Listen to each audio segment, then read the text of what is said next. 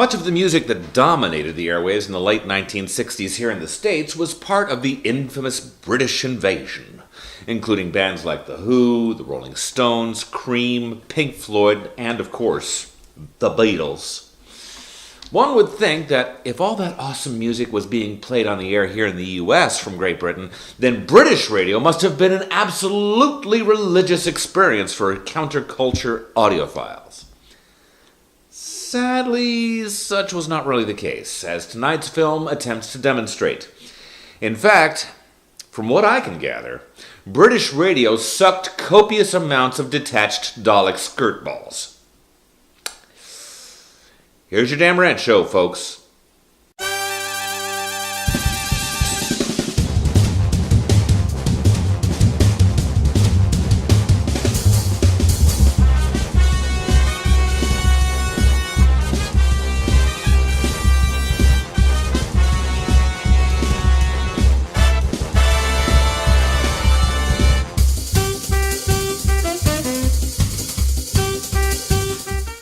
Greetings. I am E. Adam Thomas, and welcome to Film Rants, the best movie review web series ever filmed in Santan Valley, Arizona.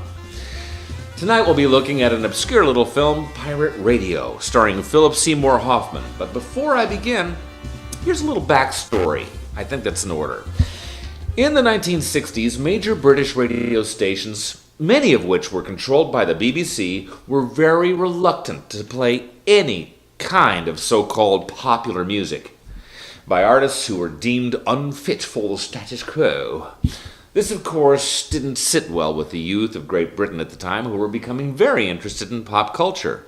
Although some music by bands like the Beatles and the Who were getting some airplay, it was fairly sparse and it kept only to the safest and least offensive of the lot. Pirate radio stations in the UK, such as Radio Caroline and wonderful Radio London, played a lot of the more popular bands and underground acts that had trouble getting airplay in the BBC. And although not blatantly illegal, at least at first, they were a concern to more politically conservative members of British government, who apparently feared that rock music was detrimental to the security of the British public interest.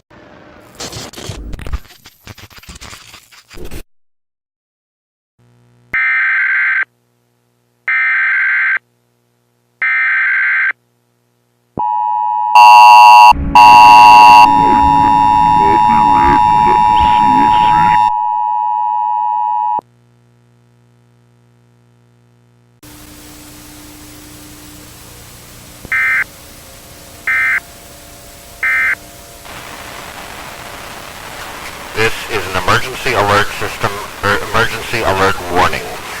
Imminent attack warning. A credible attack warning has been issued for the following areas. Entire continental United States.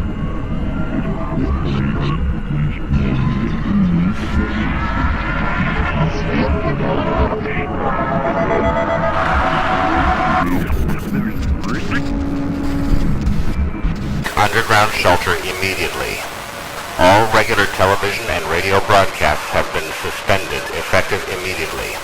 Evacuate all metropolitan areas immediately.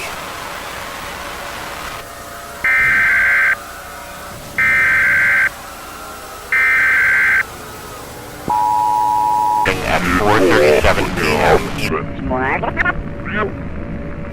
Eastern Standard Time, effective indefinitely.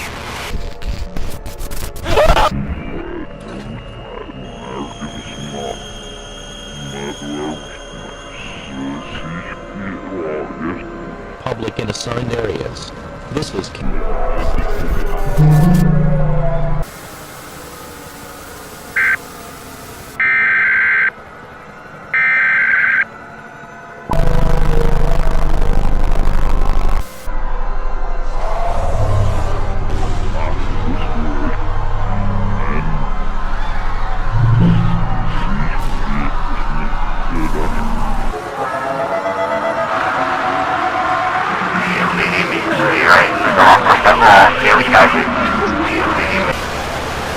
Please seek underground shelter immediately. All regular television and radio broadcasts have been suspended. all metropolitan areas immediately.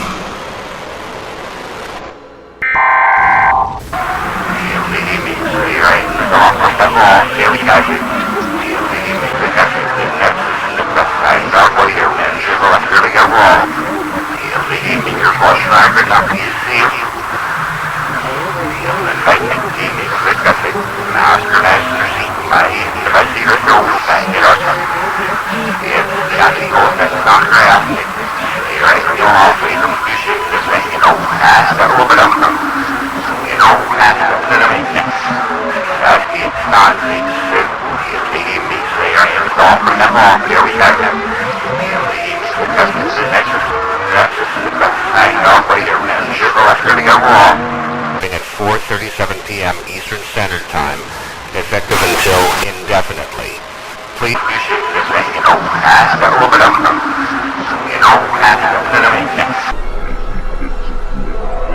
Action notification.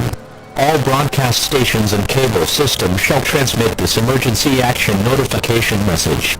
This station has interrupted regular programming at the request of the White House to participate in the emergency alert.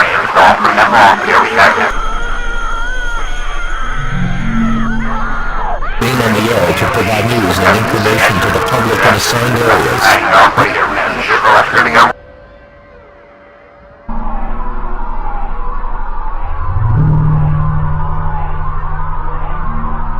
Interestingly enough, when the film was released in the US as pirate radio, approximately 20 minutes of the film had been cut, which most reviewers of both versions cited as being probably the best 20 minutes of the film.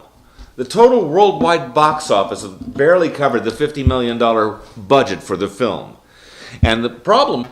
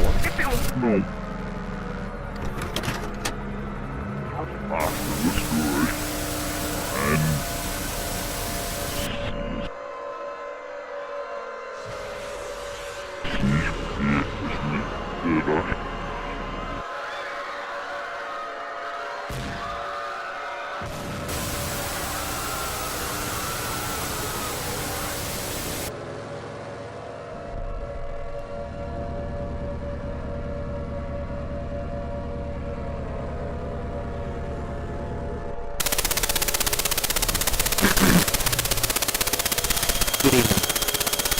The President has authorized me to make the following announcement as he is being tracked.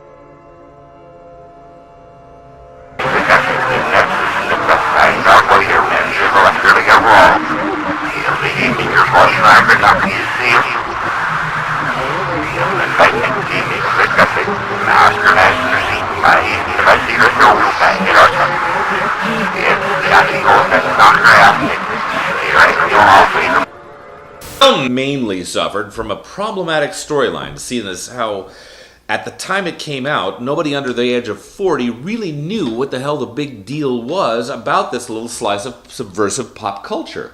I mean, we have YouTube now. We have Pandora and all sorts of other easily streamed services that'll play just about any damn thing you would ever want to hear. Who gives a sweaty ball about radio, right? As always, don't forget to comment and share this episode, and stay tuned in the coming weeks as I will be reviewing a plethora of awesome pop culture oddities and big-budget genre extravaganzas. From Angry Men Reviews, this is E. Adam Thomas saying, I just made a giant masterpiece for all the greatest world newspaper nerds. Good night, Chuck Swirsky, wherever you are. Frickin' liberal.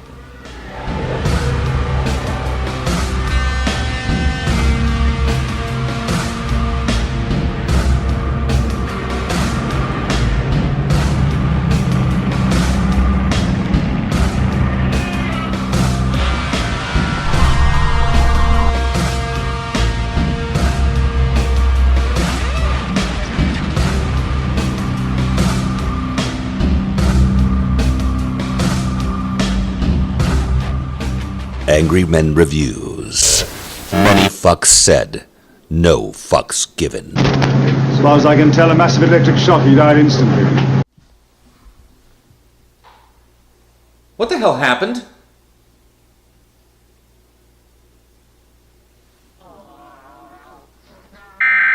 Seriously. What was that?